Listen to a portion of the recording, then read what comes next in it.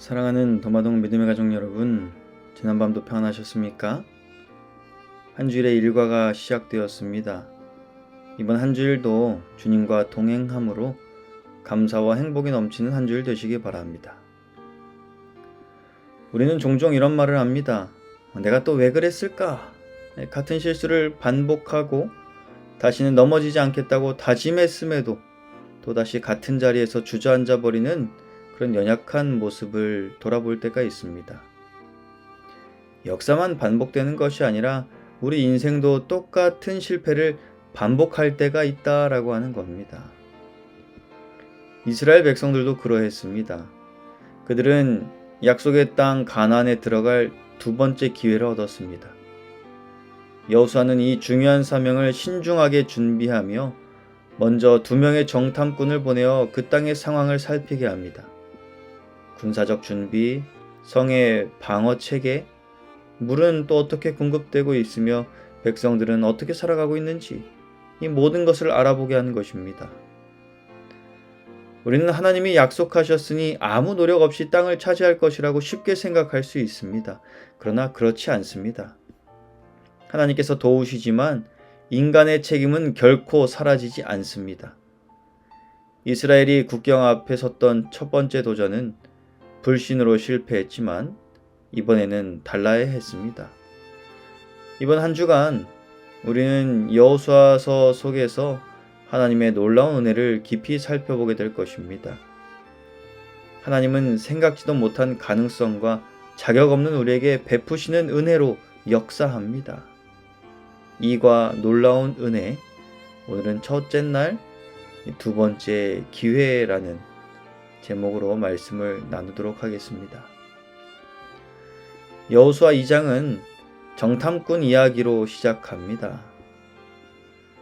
눈의 아들 여호수아가 시딤에서 2사람을 정탐꾼으로 보내며 이르되 가서 그 땅과 여리고를 엿보라 하매 그들이 가서 라합이라 하는 기생집에 들어가 거기서 유숙하더니, 여기서 시딤이라는 지명은 우리에게 이스라엘의 2가지 아픈 기억을 떠올리게 합니다.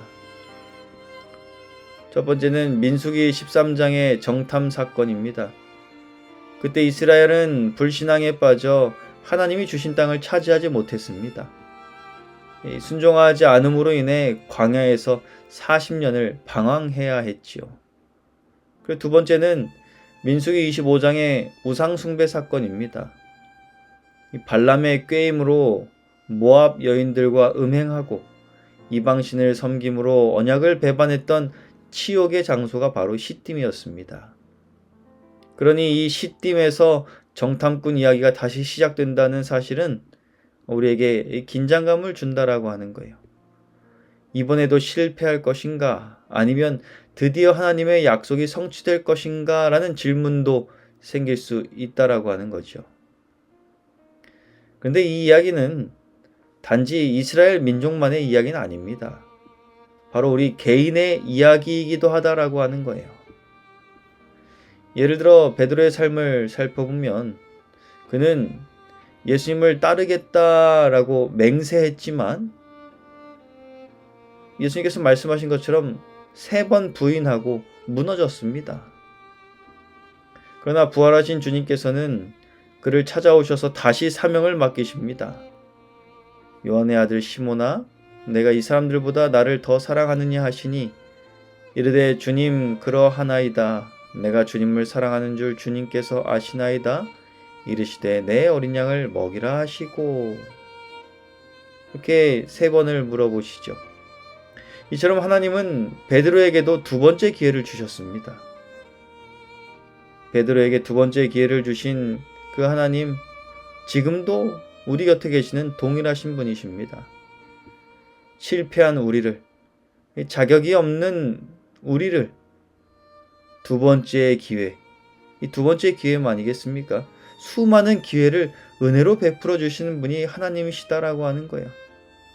그것을 우리는 은혜라고 말합니다. 여러 번의 기회를 주는 것, 은혜입니다. 은혜란 우리가 받을 자격이 없는 것을 받는 것을 은혜라고 말합니다.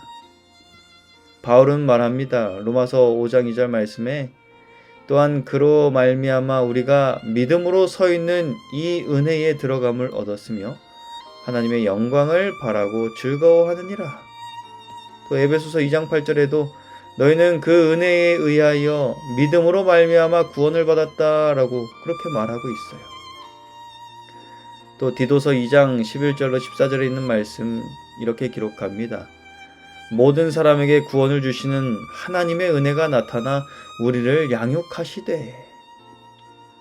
은혜란 두 번째 기회를 넘어 끝없이 주어지는 새로운 시작의 선물이 바로 은혜인 것입니다.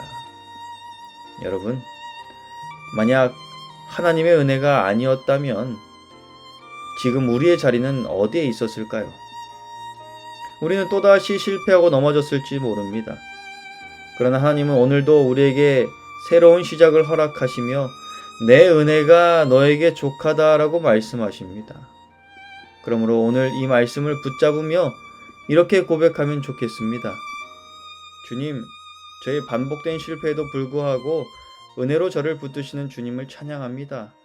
저에게 주신 두 번째 기회, 아니 수많은 기회를 헛되이 하지 않고 믿음으로 순종하겠습니다.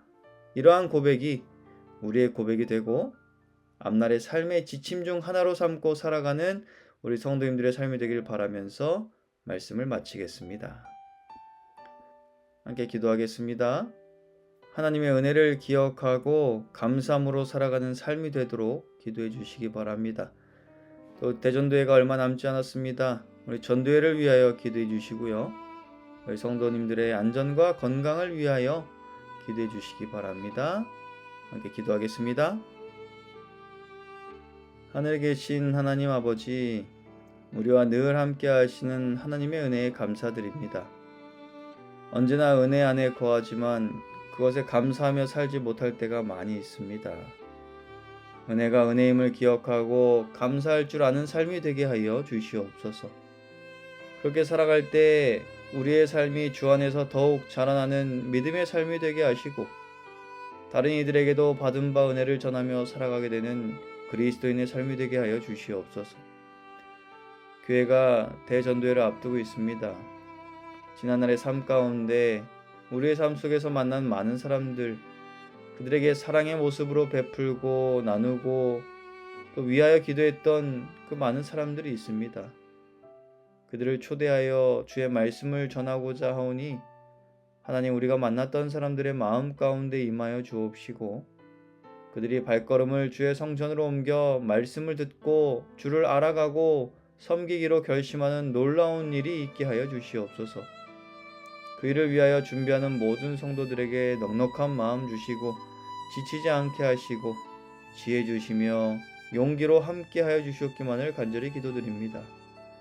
명절을 맞이하여 오고 가는 모든 성도들의 발걸음 하나님 안전하게 지켜 보호하여 주셔서 주의 백성으로 살아가는데 어려움 당치 않도록 하여 주시옵소서. 오늘도 살아가도록 인도하신 주님, 우리의 삶을 지키고 인도하셔서 오늘 하루도 주의 은혜 가운데 살아가도록 모든 성도의 삶을 인도하여 주시옵기만을 간절히 바라오며 사랑 많으신 예수님 이름으로 간절히 기도드리옵나이다.